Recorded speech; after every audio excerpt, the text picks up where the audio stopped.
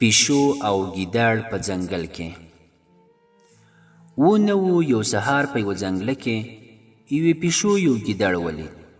پیشو ته چې ګیدړ ډېر پوه او رسېدلی ښکارېده، په ډېر عزت یې ورسره روغبړ وکړ.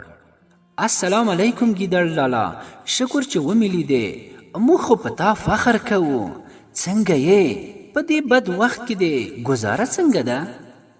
ګیدړ ته چې په دې خبرو خیال ورغلی و، ځان ډېر غټ ښکاره شو. په زړه کې ورتېره شوه چې دا پیشو لا څوک ده چې زما د ګزارې پوښتنه کوي. نو ویې ویل، ته چې کاره یې چې ما ته وایې چې ګزاره دې څنګه ده؟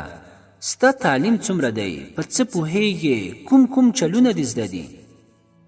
پیشو په ماته غاړه ځواب ورکړ، صیب یو چل مې زده دی. ګیدړ وپوښتله، کوم چل؟ پیشو ورته وویل، که سپی راپسې راشي نو دا مې زده دي چې ونې ته ټوپ کړم او ځان ورنه وساتم.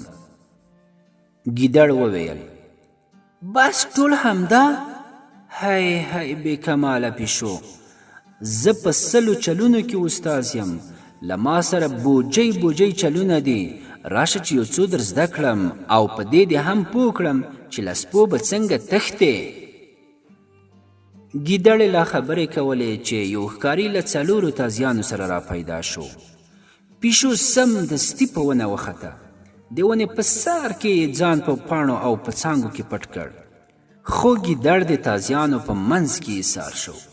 پیشو ورباندې آواز وکړ، د چلونو د هغې یوې بوجۍ سر خو پرانیزه چې بچ شي.